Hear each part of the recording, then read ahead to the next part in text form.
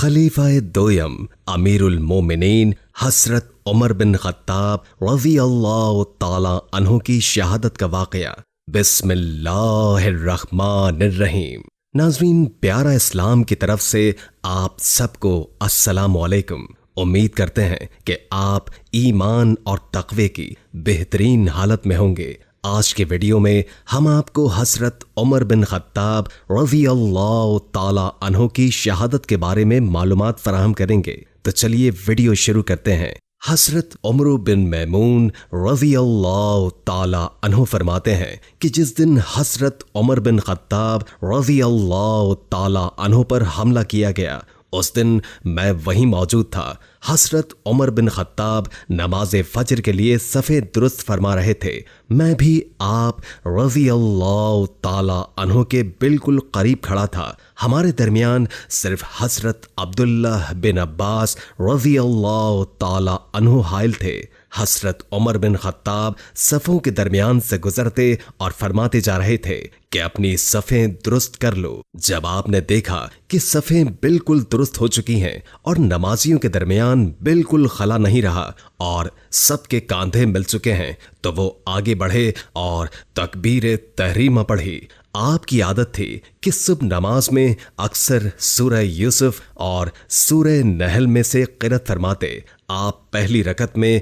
कुछ ज्यादा तिलावत फरमाते ताकि बाद में आने वाले भी जमात में शामिल हो सकें। अभी आपने नमाज शुरू ही की थी कि एक मजूसी गुलाम जो पहली सफ में चुप करके खड़ा था, उसने मौका पाते ही एक दो धारी तेज खंजर से आप पर हमला कर दिया। हजरत उमर बिन खत्ताब की आवाज सुनाई दी कि मुझे किसी कुत्ते ने काट दिया है। वो मजूसी गुलाम हमला करने के बाद पीछे पलटा और भागते हुए 13 नमाजियों पर हमलावर हुआ, जिनमें से 7 शहीद हो गए। एक नमाजी ने आगे बढ़कर उस पर कपड़ा डाला और उसे पकड़ लिया। जब हजरत उमर बिन खत्ताब पर हमला हुआ तो सफों में दूर दूर खड़े अक्सर नमाजी इस हमले से बेखबर थे। जब उन्होंने आप रज़ी अल्लाह ताला अन्हु की क़िरात न सुनी तो सुभान अल्लाह कहना शुरू कर दिया। जैसे कि अक्सर अगर इमाम साहब से कोई भूल हो जाए नमाज के दौरान, तो पीछे खड़े नमाजी सुभान अल्लाह कहकर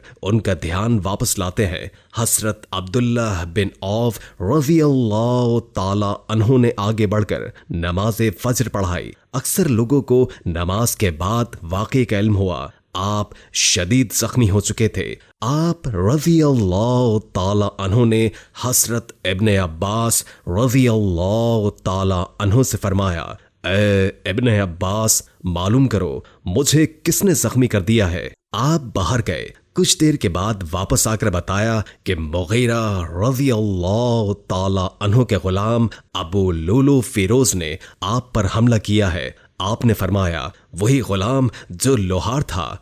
हजरत इब्ने अब्बास ने जवाब दिया, जी हाँ। आपने कहा, अल्लाह ताला इसे गारत करे, मेरी उससे कोई दुश्मनी नहीं थी, बल्कि मैंने उसे नेकी की दावत दी थी। मैं तो उसके साथ भलाई कर रहा था। अल्लाह का शुक्र है कि मैं किसी मुसलमान के हाथों जख्मी नहीं हुआ। फिर आपको घर ले जाया गया। हजरत उमर बिन मैमून रज़ी अल्लाह ताला अन्हु फरमाते हैं कि हम लोग भी आप रज़ी अल्लाह ताला अन्हु के घर की तरफ चल दिए। लोगों पर मुसीबत का पहाड़ टूट पड़ा था। गोया कि इससे पहले कभी भी ऐसी परेशानी और मुसीबत से दो चार न हुए थे। लोग आप रज़ी अल्लाह ताला अन्हु को तसल्ली देने लगे कि हुजूर, आप परेशान न हो, अल्लाह आपके जख्म जल्द ठीक फरमा देंगे। आपको खजूर की नबीज पिलाई गई, लेकिन वो आपके पेट के जख्मों के जरिए बाहर आ गई। फिर आपको दूध पिलाया गया तो वो भी जख्मों के रास्ते पेट से बाहर आ गया, क्योंकि आप रज़ी अल्लाह ताला अन्हु का जख्म बहुत गहरा था।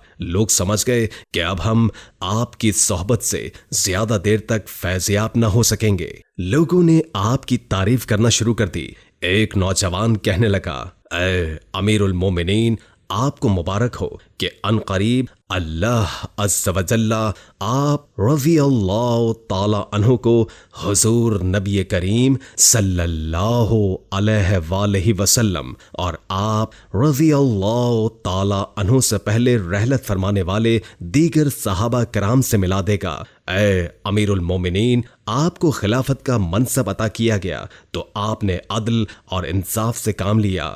آپ رضی اللہ تعالی عنہ ایک اچھے خلیفہ اور لوگوں کے خیر خواہ اور محسن ہیں۔ حضرت عمر بن خطاب نے ارشاد فرمایا، میں تو اس بات کو پسند کرتا تھا کہ مجھے بقدر کفایت رزق ملے، نہ کوئی میرا مقروض ہو اور نہ ہی میں کسی کا مقروض ہوں۔ پھر وہ نوجوان واپس جانے لگا تو اس کا لباس ٹخنوں سے ذرا نیچے تھا اور زمین پر لگ رہا تھا۔ آپ رضی اللہ تعالی عنہ نے لوگوں سے فرمایا کہ اس نوجوان کو میرے پاس بلا لو۔ جب وہ نوجوان آپ کی بارگاہ میں حاضر ہوا تو آپ نے بڑی شفقت سے فرمایا، اے بھتیجے، اپنا کپڑا ٹخنوں سے ذرا اونچا کر لو، بے شک اس میں تیرے کپڑوں کی پاکیزگی اور تیرے رب کی بارگاہ میں تیرا یہ عمل تقوی اور پرہیزگاری کے زیادہ قریب ہے۔ سبحان اللہ۔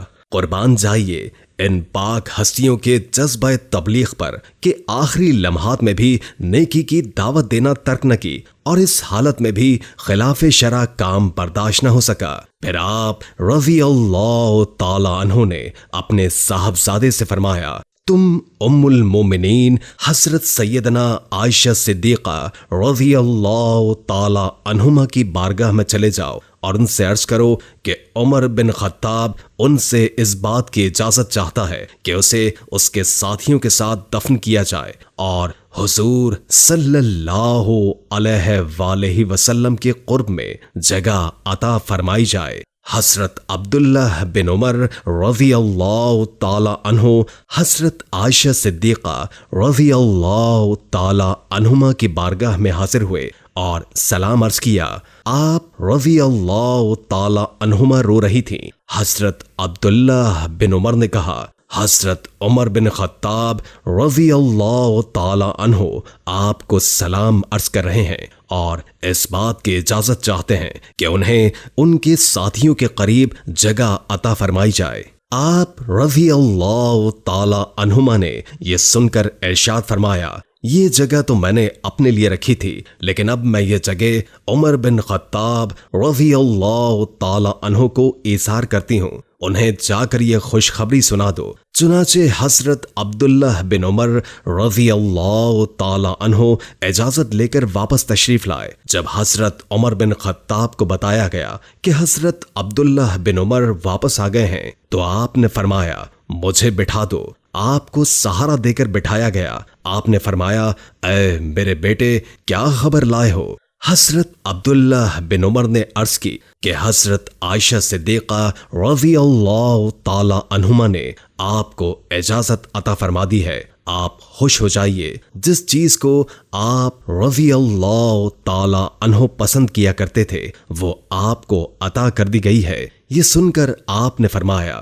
مجھے اس چیز سے زیادہ اور کسی چیز کی فکر نہیں تھی، الحمدللہ مجھے میری پسندیدہ چیز عطا کر دی گئی ہے۔ پھر آپ نے فرمایا، جب میری روح پرواز کر جائے تو مجھے اٹھا کر سرکار دو جہاں صلی اللہ علیہ وآلہ وسلم کے روضہ اقدس پر لے جانا، پھر بارگاہ نبوت میں سلام عرض کرنا اور حضرت عائشہ صدیقہ سے عرض کرنا کہ عمر بن خطاب اپنے دوستوں کے ساتھ آرام کی اجازت چاہتا ہے۔ اے میرے بیٹے، اگر وہ اجازت دیں تو مجھے وہاں دفن کر دینا، اور اگر اجازت نہ ملے تو مجھے عام مسلمانوں کے قبرستان میں دفنا دینا۔